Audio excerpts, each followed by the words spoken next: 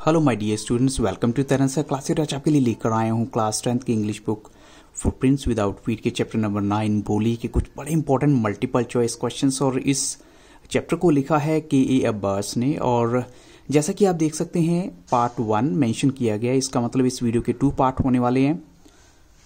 और अगर अभी तक आपने मेरे चैनल की प्लेलिस्ट को विजिट नहीं किया तो जरूर कीजिएगा, वहां पर आपको क्लास 10th की एसएसटी के भी कुछ इंपॉर्टेंट क्वेश्चंस मिल जाएंगे।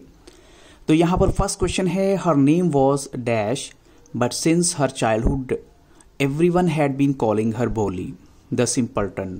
वैसे तो उसका नाम ये था लेकिन सभी उसे बोली कहते थे। तो आपको बताना है कि एक्चुअल में उसका नाम था क्या, रेखा, सुलेखा, सुलोचना या फिर मेघा। तो बच्चों यहां पर राइट आंसर है सुलेखा। उसका जो एक्चुअल नेम था सुलेखा, लेकिन उसके बहुत सिंपल होने की वजह से या उसकी जो प्रॉब्लम हो गई थी, जो पोकमार्क हुए थे, कुछ ऐसा हुआ जिसकी वजह से उसका नाम जो है बोली पड़ गया बाद में। अब चलते हैं क्वेश्चन नंबर 2 के लिए। She was the dash daughter of Ramlal.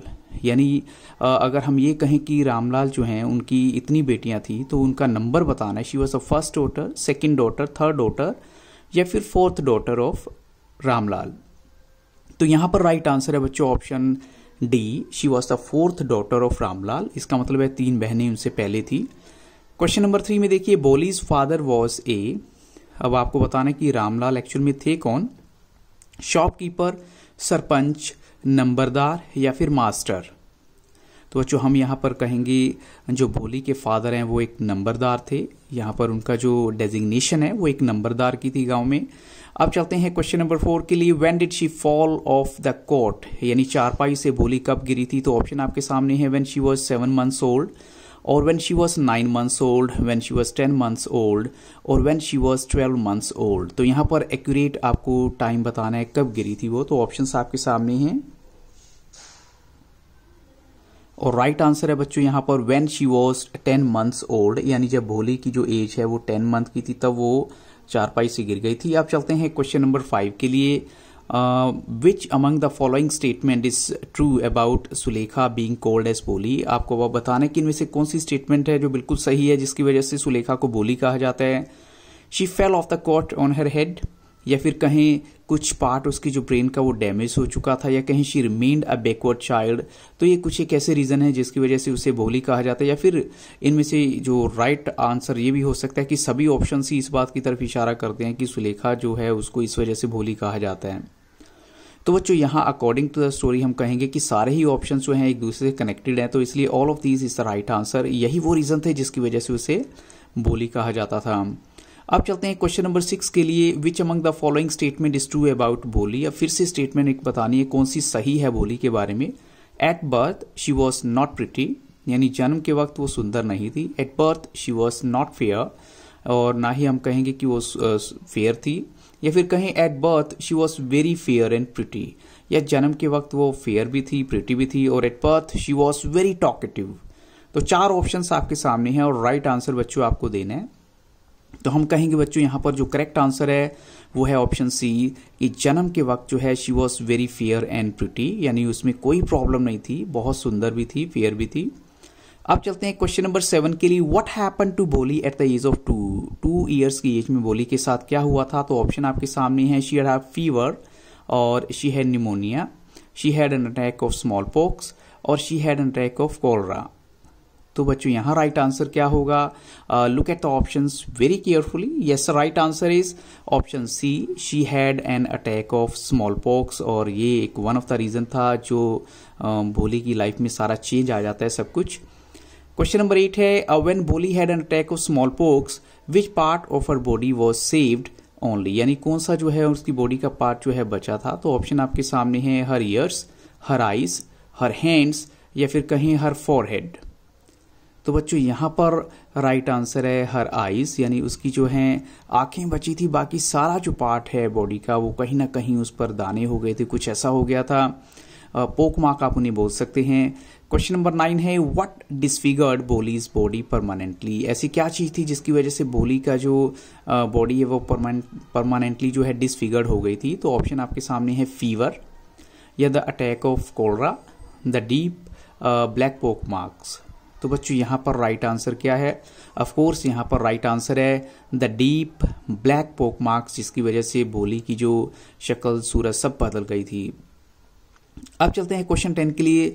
Sulekha could not speak till she was, यानी किस एज तक सुलेखा जो है बोल नहीं सकती थी, बोली नहीं बोल सकती थी। तो ऑप्शन आपके सामने है 4 years old, 5 years old, 6 years old या फिर 7 years old। तो यहाँ पर राइट आंसर है बच्चों 5 years old, यानी तब तक वो बोल नहीं सकती थी जब तक ये लगा लो कि 5 साल की वो नहीं हुई। उसके बाद भी बहुत सारी प्रॉब्लम थी, देखते हैं क्या है आगे। दो Sulekha learn late to speak, काफी लेट जो है सुलेखा ने बोलना स्टार्ट किया। What was the other problem with her speech, यानी उनके बोलने के साथ सुलेखा के बोलने में और क्या प्रॉब्लम थी? She knew only few words to pronounce, या कहें she did not speak loud, या फिर कहें शी स्टेमर्ड। यहां पर आपको बताना है एग्जैक्ट आंसर क्या होगा।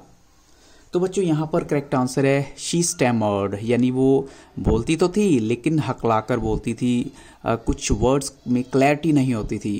क्वेश्चन नंबर 12 है व्हाई डिड भोली टॉक वेरी लिटिल, ऐसा क्या रीजन था कि बहुत कम बोलती थी भोली जो है? तो ऑप्शन आपके सामने है she did not like to talk much, या फिर हम कहें the other children made fun of her due to stammering, और the other children did not talk to her. तो ये वन ऑफ द रीजन हो सकता है कि दूसरे बच्चे नहीं बात करते थे। लेकिन यहाँ राइट आंसर है बच्चों ऑप्शन बी, कि जो दूसरे बच्चे हैं वो भोली का मजाक उड़ाते थे भोली के स्टेमरिंग की वजह से। Option B is the right answer. अब चलते हैं क्वेश्चन नंबर 13 के लिए। How many children does Ramlal have, कितने बच्चे थे रामलाल के? तो ऑप्शन आपके सामने है 5, 6, 7 या फिर 8। तो यहां पर बच्चों राइट आंसर है 7 चिल्ड्रन थे, जिसमें 4 डॉटर्स हैं और 3 सन्स थे। अब चलते हैं क्वेश्चन नंबर 14 के लिए। Among 7 children how many daughters were there, कितनी बेटियां थी? तो ऑप्शंस आपके सामने हैं। अगर आपने पहला आंसर आपने सुना होगा तो maybe 4 daughters, 5 daughters, 2 daughters या फिर 3 डॉटर्स। तो बच्चों यहाँ राइट आंसर है 4 डॉटर्स थी रामलाल की, इसका मतलब 3 जो हैं बेटे हैं ऑफ कोर्स। अब चलते हैं क्वेश्चन नंबर 14 के लिए, यानी यहाँ पर 14 नंबर का आंसर है बी। अब चलते हैं क्वेश्चन 15 के लिए। सॉरी, यहाँ 14 क्वेश्चन का आंसर है ए ऑप्शन, 4 डॉटर्स। अब चलते हैं क्वेश्चन नंबर 15 के लिए। Among the 4 daughters who was the youngest one. अब 4 बेटियों की बात हो रही है, यंगेस्ट वन कौन थी, सबसे छोटी कौन थी? अगर एल्डेस्ट होता तो सबसे बड़ी, यंगेस्ट है तो सबसे छोटी। तो यहाँ चंपा, सुलेखा, राधा या फिर मंगला। तो सबसे छोटी थी बच्चों इनमें सुलेखा, जिसे कहा जाता था भोली। अब चलते हैं क्वेश्चन नंबर 16 के लिए। Among the 4 daughters who was the eldest one. अब सबसे बड़ी के बारे में आपको बताना है, सबसे बड़ी बेटी कौन थी? चंपा, सुलेखा, राधा या फिर मंगला। तो बच्चों जो सबसे बड़ी बेटी है वो है राधा, यानी राधा जो है सबसे बड़ी बेटी थी, जिसकी इनफैक्ट हम कहेंगे शादी भी हो गई थी। तो नेक्स्ट क्वेश्चन देखते हैं। Among the 4 daughters who was already married. तो ये ऑलरेडी आपको आंसर मिल चुका होगा अगर आपने जो है क्वेश्चन नंबर 16 को ध्यान से सुना होगा। चंपा, सुलेखा, राधा और मंगला।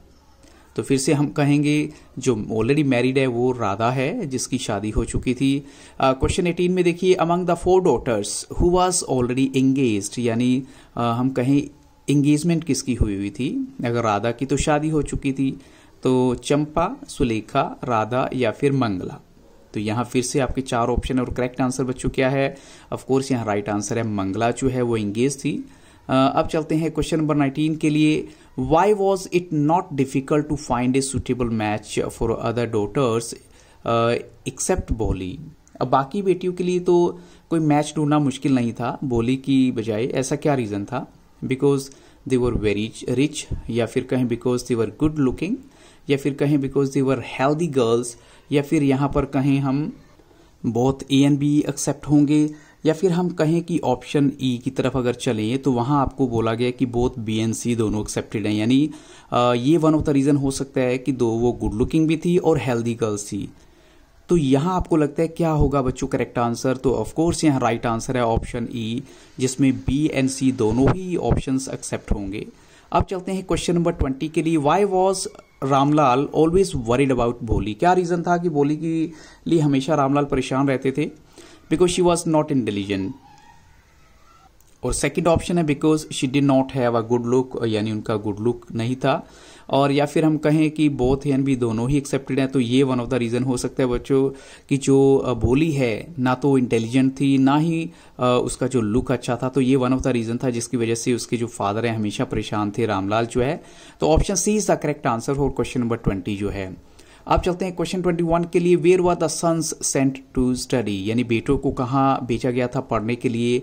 तो ऑप्शन है इन द विलेज स्कूल या फिर कहीं इन द सिटी स्कूल, दो ही ऑप्शन है और करेक्ट आंसर आपको देना है। तो बच्चों यहाँ पर राइट आंसर है बेटों को भेजा गया था सिटी स्कूल में पढ़ने के लिए। और इन्हीं क्वेश्चंस के साथ इस वीडियो को यहाँ स्टॉप करूंगा, but I will definitely bring for you part 2 और मे बी पार्ट 3 भी, तो आपको इंतजार करना होगा बच्चों सेकंड पार्ट का। So thank you very much for watching Taran sir classes. और अगर वीडियो अच्छा लगा हो तो लाइक शेयर और सब्सक्राइब करना मत भूलिएगा। Have very nice day.